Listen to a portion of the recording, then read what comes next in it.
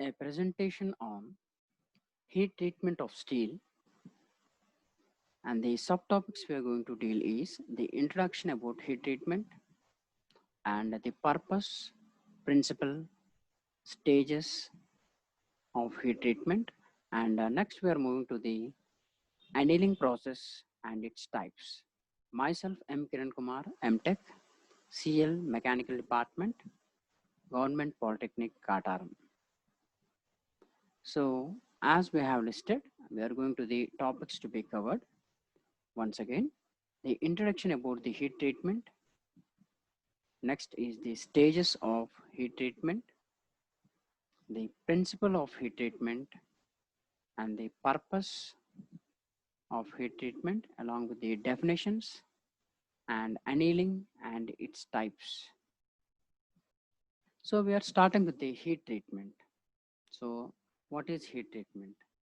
As the name indicates, heat treatment, we are treating something with heat, nothing but we are applying heat. We are applying heat to a particular metal. So what is the purpose of it and what is it actually? Let us have a look. So coming to the definition, heat treatment can be defined as the process of changing the structure and properties of metals and alloys by controlled heating and cooling. So as we know, applying heat to a particular metal, but a controlled amount of heating and cooling makes the metal and the metal structure perfectly fit to a particular process or a particular machine or a product. So once again, let us move to the definition. Heat treatment can be defined as the process of changing the structure and properties of metals and alloys by controlled heating and cooling. So the heat treatment can be done by using controlled heating and controlled cooling. Either it may be for metal or alloy to change the structure and properties of particular metal.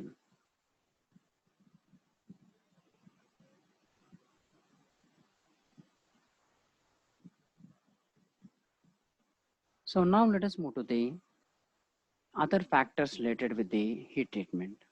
So the properties of steel depend upon the, now we need to move to the, as per this chapter is concerned, we are moving to the heat treatment of steel. So coming to the heat treatment of steel, it depends upon the composition and its structure. So the structure of the steel can be changed by heat treatment and the properties can also be changed. So the properties depends upon composition and structure and properties can be changed. And now let us move to the stages of heat treatment. So what are these stages of heat treatment? First, heating a particular metal or an alloy to a particular required temperature. Nothing but phase transformation process during heating. So different phase transformation will be taking place from the austenite, ferrite, perlite, etc. Holding at this temperature for a period of time to attain uniform temperature throughout the section. Throughout the section means throughout the material or a metal or a product. Holding at this required temperature is called soaking. Cooling the steel at a specified rate. Holding at this required temperature is called soaking, and cooling the steel at a specified rate. So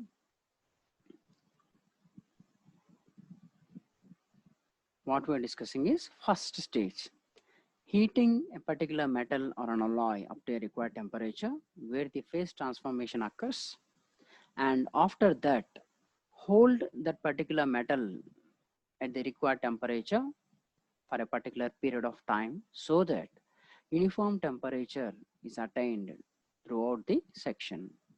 Then holding at the required temperature is called soaking, and then finally after soaking we need to move to the third stage known as cooling.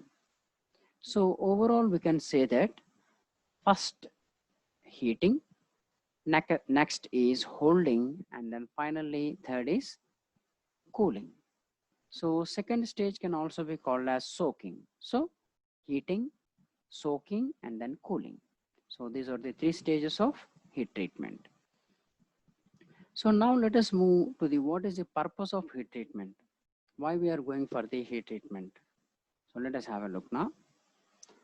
So if we perform heat treatment to a particular metal or a product, what is actually required for that particular metal? So what happens? So it improves the machinability of a particular metal.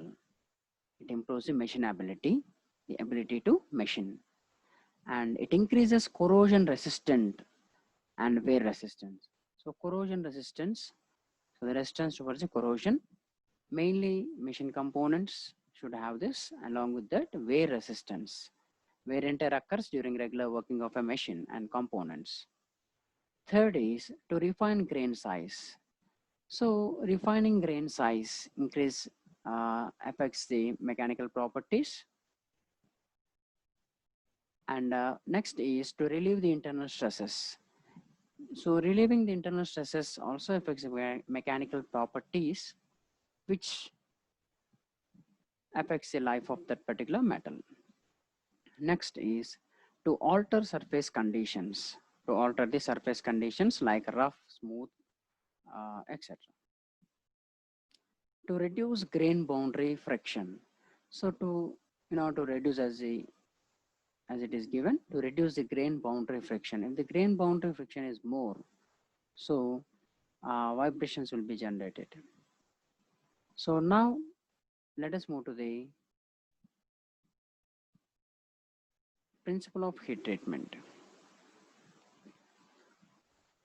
Coming to the principle of heat treatment. So initially, the existing structure and the properties of the steels. This is the first block. This is a block diagram in which existing structure and properties of steels, that is before heat treatment. So after this block, we are applying the heat, and this block explains existing structure and properties are wiped out. Metal is now in a condition to receive the new structure and properties. So this is after heat treatment. And then after heat treatment, nothing but whenever the heat treatment is applied, so depending upon the rate of cooling, different heat treatment process are derived. So first one is annealing. Annealing is a heat treatment process where after heating, very slow cooling is observed. Nothing but we are cooling the component very, very slowly. So then that particular process is known as annealing process. Next, after applying heat, if we cool the material very cool the material slowly, so that is known as normalizing. And if we cool the metal very, very rapid cooling, then that is known as hardening process. It is known as hardening process. So this is the principle of heat treatment. So initially we are having the existing structure and properties of that particular steel. After applying the heat, the existing structure properties are wiped out, and new structure is received, new structure and properties are received. After receiving the new structure and properties, if it is cooled very slowly, known as annealing, it is cooled, slow cooling, normalizing, very, very rapid cooling, known as hardening process. So now we need to move to the definitions in relation with this particular chapter. So the critical rate of cooling. So what is the critical rate of cooling? So the cooling rate at which the austenite transformed to the complete martensite. So nothing but critical rate of cooling can be defined as the minimum rate of cooling at which austenite is transformed into complete martensite. Once again, critical rate of cooling can be defined as a minimum rate of cooling at which austenite is transformed to complete martensite. So that is known as critical rate of cooling. Now we need to move to the what is martensite. Martensite is a supersaturated solid solution of carbon in alpha iron. So in a supersaturated solid solution, so commonly martensite is a supersaturated solid solution of carbon in alpha iron. So coming to the properties of martensite, it is very hard and brittle. So coming to the structure of martensite, it is body-centered tetragonal. Body-centered tetragonal, BCT. So next is bainite. Coming to the bainite, it is a mixture of ferrite and cementite, and it is feather-like in appearance. It appears like a feather. It is obtained by an isothermal decomposition of austenite at from 350 to 450 degrees centigrade. So bainite can be formed by isothermal decomposition of austenite at from the range of 350 to 450 degrees centigrade. Next, sorbite. Sorbite has the similar properties of perlite, nothing but what is perlite? Perlite is ferrite plus cementite. But the difference between the sorbite and perlite is the size of the particles. So next, at high rate of cooling, the austenite is transformed into fine mixture of ferrite and cementite. This is known as sorbite.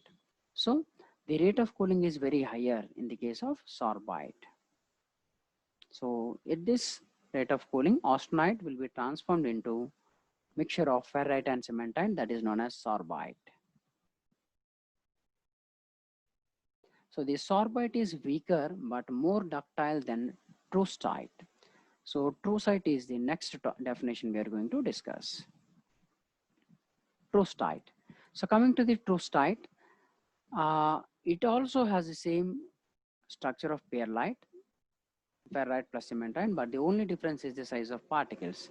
At 550, so at 500 to 550, nothing but maximum 550 degrees centigrade, very high rate of 550 to 500 degrees centigrade. This is 550 to 500 degrees centigrade, very high rate of cooling.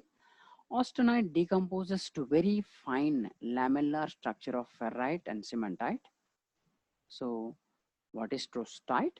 Trustite is the lamellar structure of ferrite and cementite, so which is formed by decomposition of austenite at very high rate of cooling from 550 to 500 degrees centigrade. Now till now we have discussed some of the definitions. Now we are moving to the TTT diagram. What is this TTT diagram? So the abbreviation for TTT is time, temperature, and transformation. So time, temperature, and transformation diagram. So TTT diagram show that at the different rates of cooling, different crystal structures, solid solution forms. So here we are having a diagram, TTT diagram,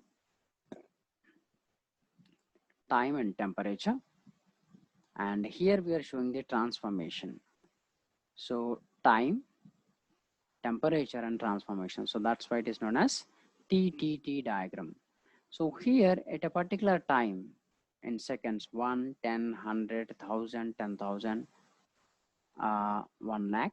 So these are the time given in seconds, whereas this from minus 100, 0, 100 to 100 degrees centigrade temperatures are given up to 800. So in between these temperatures and these times, what is the transformation occurred from which form to which form or which phase the transformation occurs? Martensite, bainite, trustite, sorbite, austenite plus martensite, etc. These perlite plus cementite, how these are being transformed, that is given in TTT diagram. Next, heat treatment processes. So coming to the heat treatment process, the field of applications of steel depends upon its properties. We commonly know that where we are using a particular steel, in which form we are using. So depending upon that, the properties of the steel are to be modified. So these properties can be varied by mechanical working, alloying and heat treatment. So depending upon our requirement, we'll be heat treating a particular steel. So coming to the heat treatment, as we know, it affects the mechanical properties by changing the structure and grain size. So the grain size and structure will be changed by applying heat treatment to the to a particular metal, and which changes or affects the mechanical properties by changing the structure and grain size.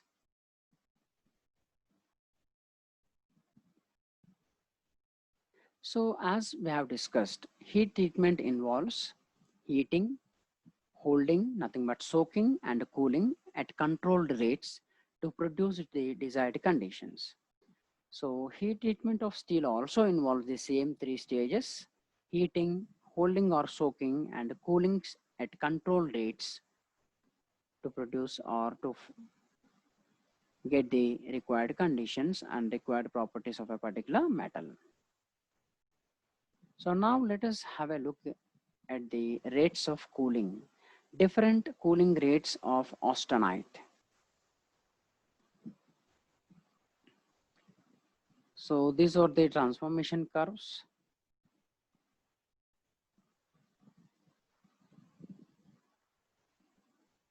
So here let us have a look about A, which is furnace cooling. This is the furnace cooling. Next B, air cooling. B is air cooling. C is oil cooling. D is critical rate of cooling.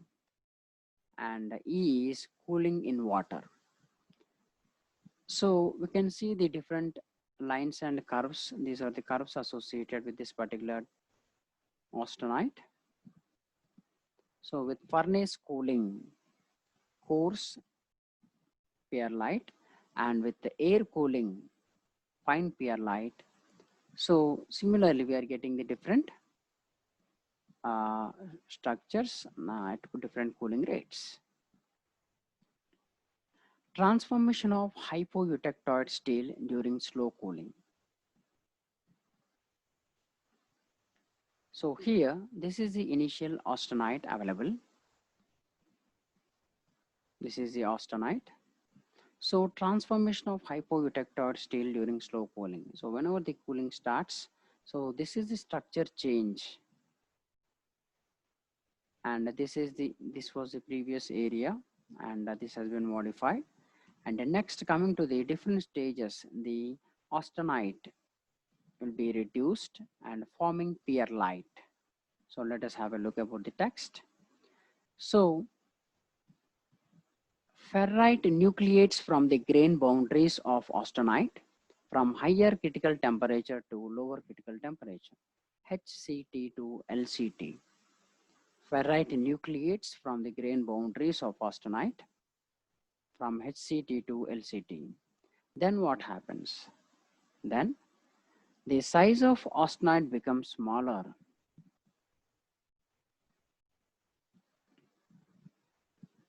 The size of austenite becomes smaller during higher to lower critical temperature. So the size, see, let us have a look about the size. And next, at lower critical temperature, the austenite changed to perlite. So this is the lower critical temperature. And here, this austenite changes to perlite. This is the perlite form. This was the austenite, and this changed to perlite at LCT, lower critical temperature. Only ferrite and perlite exist at room temperature. This is the ferrite and this is perlite. So these two exist at room temperature. So transformation of hypoeutectoid, whatever we are discussing during slow cooling.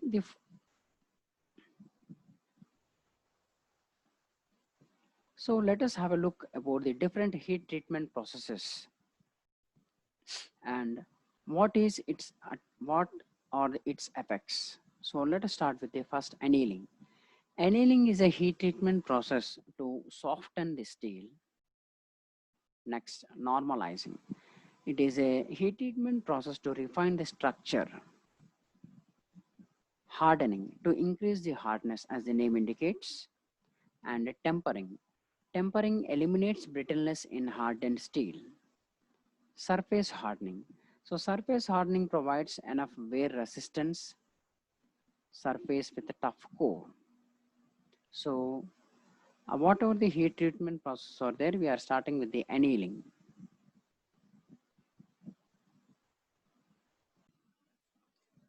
So we are moving to the annealing process.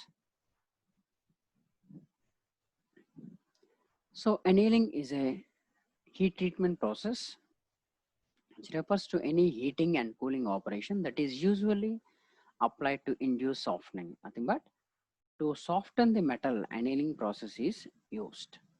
So depending upon a specific purpose, annealing process are again subclassified. Let us have a look of the classification. Annealing, full annealing, process annealing, or otherwise known as recrystallization annealing, spheroidized annealing, isothermal annealing. So let us have a look about the microstructures of annealed steel.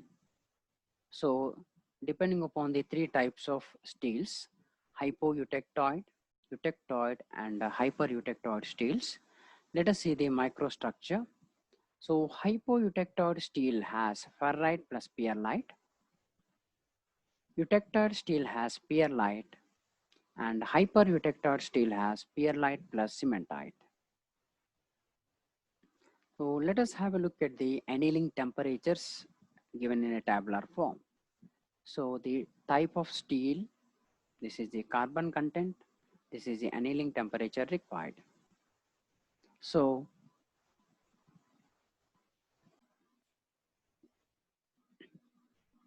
first one is the dead mild steel. So less than 0.12 percentage is one category. So where annealing temperature requirement may be 875 to 925 degrees centigrade. And other category is 0.12 to 0.25 percentage of carbon, then 840 to 870 degrees centigrade. So next is the medium carbon steels, where 0.25 to 0.5 percentage of carbon, which requires a annealing temperature of 815 to 840 degrees centigrade. Similarly, other composition of carbon, 0.5 to 0.9 percentage if we use, then it requires 780 to 810 degrees centigrade annealing temperature. Similarly, high carbon steels having carbon content of 0.9 to 1.3 percentage requires 760 to 780 degrees centigrade. So whenever we observe the temperatures in this tabular form, so sevens at the bottom, high carbon steel, 760 to 780, whatever the highest temperature is there, that is the least in this next carbon, 780 to 810. So that is, so these are the annealing temperatures. And now let us move to the hypoeutectoid, eutectoid and hypereutectoid steel annealing temperatures. So first one is hypoeutectoid steel, 30 to 50 degrees centigrade above upper critical temperature, that is from 910 to 723 degrees centigrade. Negligible carbon percentage of 0.8. So next is hypereutectoid steel, where again 30 to 50 degrees centigrade above LCT, lower critical temperature, that is 723 degrees centigrade, nothing but 0.8 percentage, 0.8 to 2 percentage of carbon. So that is the annealing. And now let us move to the first type of annealing process known as full annealing. The term annealing, normal annealing process is known as full annealing. So Whenever heat treatment is done by annealing process, that is can be clearly called as full annealing process. So full annealing process may be defined as the process of heating the steel to the austenite phase. After heating to the austenite phase, next holding it in at the austenite phase for a particular time. So the time depends upon the volume, weight of the material to be heat treated. So after holding nothing but soaking, then cooling slowly with a closed furnace by putting off the heat supply. So annealing, full annealing includes cooling by closed furnace. Whenever we put off the heat supply, then the metals in the furnace slowly cools. So that process is known as full annealing process.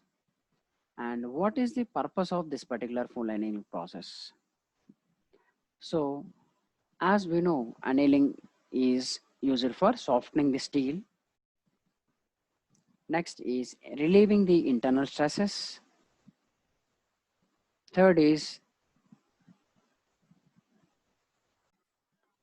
improving the machinability property, refines the grains, and reduces the hardness. So first is softening the steel, relieving the internal stresses, improving the machinability property, refining the grains and reducing the hardness. And after annealing, steel becomes more ductile. So let us have a look at the diagram. So this is the eutectoid steels where hypoeutectoid steel, and this is hypereutectoid steel. So hypoeutectoid steel below 0.8 percentage of carbon and hypereutectoid steels below 2 percentage of carbon. So here perlite, ferrite plus perlite and perlite plus cementite. So this is the full annealing process where at high temperatures,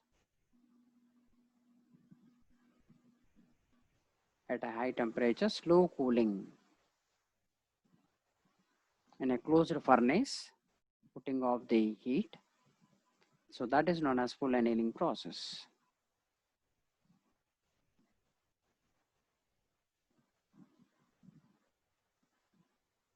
So heating the eutectoid steel to a temperature of 30 to 50 degrees centigrade above upper critical point A3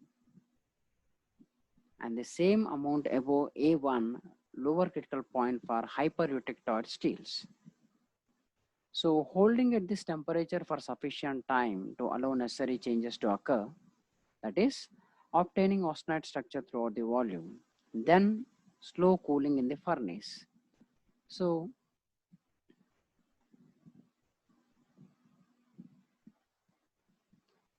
if we use improper temperature like high temperature or low temperature or too long time or less time or slow cooling or fast cooling. So if we have the improper conditions of temperature, time and cooling, so these may produce coarsening of grains which results in loss of toughness, hardness and strength of that particular material. So annealing can be used for full annealing process can be implemented or applicable for castings, forgings to get the coarse grain structure, and slow cooling results in equilibrium structures. So now let us move to the process annealing.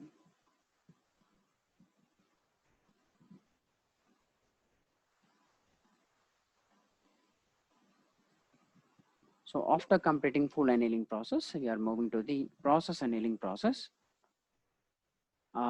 In this, the main purpose of process annealing is to reduce the distortion of crystal lattice produced by cold working. So this deals with the after cold working, we are moving for the process annealing. to remove this strain hardening. So if we remove this strain hardening, then we can say that we are improving the ductility property.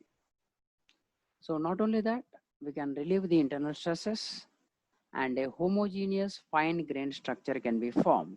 So the purpose of process annealing is reducing the distortion by cold working, removing strain hardening nothing but improving the ductility, relieving internal stresses, and obtaining homogeneous fine grained structure. So the process annealing consists of heating the steel as we know, but what is the temperature? The temperature requirement is 600 to 700 degrees centigrade. So below A1, and after that holding at a temperature, it should be noted that process annealing is subcritical operation at below low critical temperature LCT. So for this reason, no phase change. There is no occurrence of any phase change. So the constraints of ferrite and cementite and perlite remain same throughout the structure. So the process annealing commonly used for heat treatment of sheets and wires.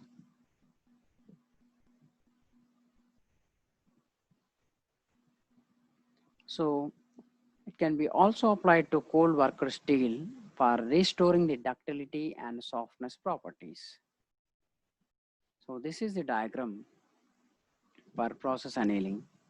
And here, this is the hypoeutectoid steel having 0.8 up to 0.8 percentage of carbon. And this is hypereutectoid steels having up to 2 percentage of carbon. And here, this is 910 degrees centigrade, this is 723. So let us have a look. So that was the process annealing. Now let us move to the spheroidized annealing.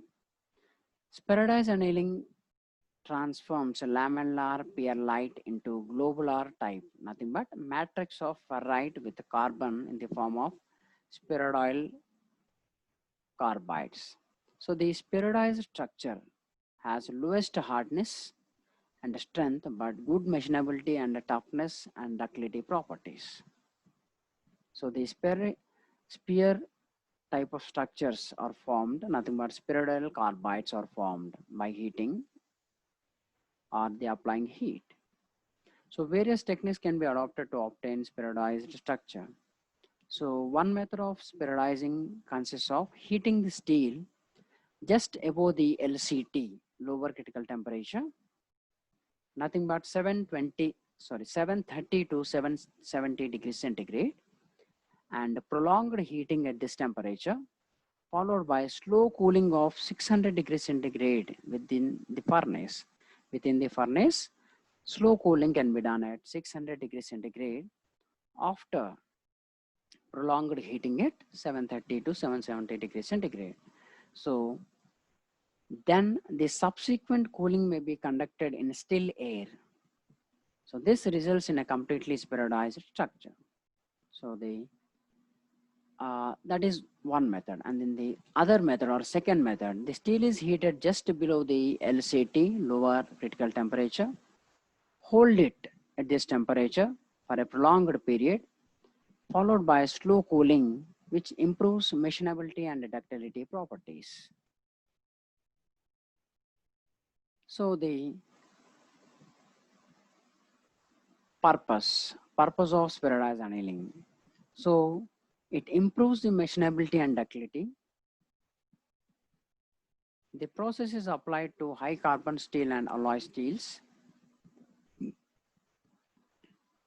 So for lower carbon steels, periodization makes the metal soft and does not improve the machinability property.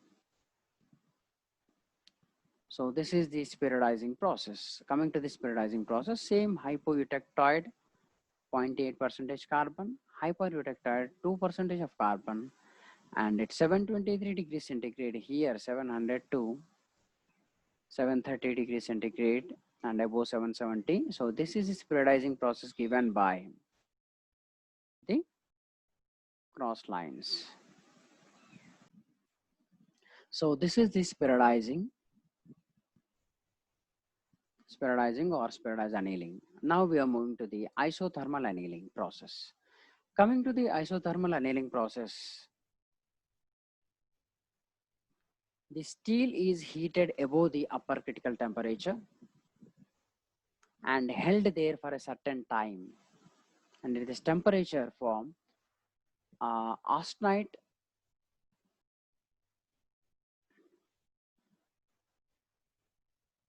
So here in the isothermal annealing process, after holding at this particular upper critical temperature for a particular time, this forms austenite, nothing but this changes to austenite, and the steel, when suddenly cooled to a temperature of 50 to 100 degrees centigrade below LCT, then austenite is completely decomposed to form perlite.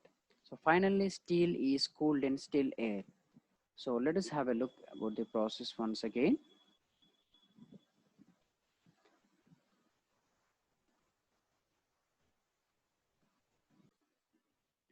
So this particular isothermal annealing process saves time. And what is the actual process? Heating the steel above upper critical temperature, hold it for some time to form austenite. So after forming austenite, the steel is suddenly cooled from 50 to 100 degrees centigrade, then at lower critical temperature. At this temperature, austenite completely decomposes to form perlite. So finally, the steel is cooled in still air. So this is the isothermal annealing process.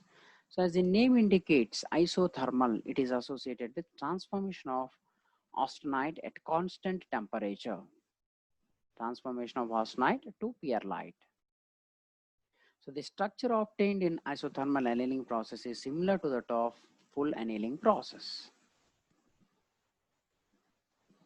So this particular process is widely employed for reducing the hardness of alloy steel. So for reducing the hardness, isothermal annealing process is used in steels, especially alloy steels. So the major limitation or disadvantage of the process is it is suitable for only small components. For heavy components, the structure formed may not be uniform. And coming to the diagram here, this is the isothermal annealing process. So we know this same diagram, hypoeutectoid and hypereutectoid, 0.8 and 2% carbons. And this is 910 and above 910. This is the isothermal annealing process. So these are the temperatures. These are the steel compositions of carbon. So with this, we have completed all the topics, but let us have a small summary of the total topics covered till now.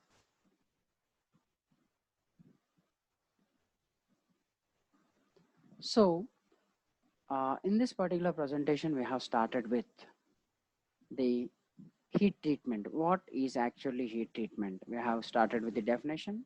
So we have discussed that heat treatment is the process of changing the structure and properties of a metals and alloys by the controlled heating and cooling.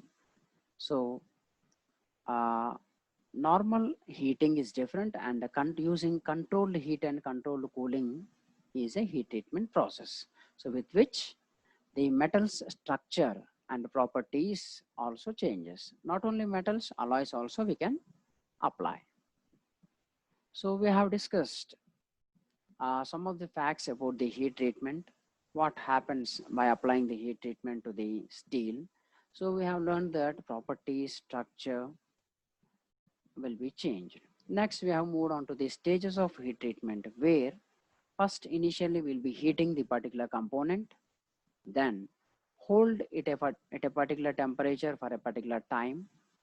Then, so the holding can also be called as soaking. After that, cooling the steel at a specified rate. So these are the three stages of heat treatment. We have discussed heating, holding or soaking, and then cooling. So after that, we have discussed about purpose. What is the purpose? Why we are going for the heat treatment? So certain factors we have discussed that improves machinability, corrosion resistance, grain size, relieving internal stresses, etc. After that, the principle of heat treatment, the block diagram we have discussed, where uh, how annealing process and how normalizing and how hardening process are performed, and cooling at which rate of cooling, annealing, normalizing, and hardening process will be conducted. So later discussed about the definitions like critical rate of cooling, martensite, bainite, sorbite, prostite, etc. So after that, moved on to the triple T diagram, TTT. We have discussed that the abbreviation for TTT diagram is time, temperature, and transformation diagrams. So along with the time and temperature, this transformation occurs. How the transformation affects, so that we have discussed in TTT diagram. Next, we have moved on to the what is the heat treatment processes, and how the structure and grain size will be changing. Later discussed about the cooling rates of austenite, then transformation of hypoeutectoid steels during slow cooling. We have discussed with the diagrams. So this is the austenite. The size is being reduced and then forming the perlite. So finally we'll be having perlite and ferrite. So this is the structure we have studied. So later moved on to the hypoeutectoid steels also. Later, so we have discussed about the different heat treatment processes. First is annealing process, which softens the steel, and the normalizing process, which refines the structure, and the hardening process, which increases the hardness of a metal, and the tempering process, which eliminates brittleness in hardened steel. So along with the surface hardening process, in the surface hardening process, it provides wear resistance with tough core, wear resistant surface with tough core. So later we have entered into the annealing process. So heating and cooling to improve the softness or softening the particular metal. So annealing process can be classified into four types: full annealing, process annealing or recrystallization annealing, spreadized annealing, isothermal annealing process. So we have studied the different microstructures of annealed steel: hypoeutectoid, eutectoid, hyper, combinations of different perlite, ferrite, etc. Then moved on to the different annealing temperatures at which the carbon content, at a particular carbon content, whatever the required annealing temperatures are there, we have studied. So later moved on to the hypoeutectoid and hypereutectoid steels temperatures at which the annealing process will be performed to the steels. So later started with the first process of annealing subtype known as full annealing process. So we discussed that normal annealing process is known as full annealing process. So full annealing is nothing but heating a steel to austenite phase. So later discuss the purposes, then diagram with explanation. Later moved on to the process annealing or recrystallization annealing process, and then moved on to the periodized annealing with diagrams and isothermal annealing process. So with this, we are completing this particular presentation. Thank you.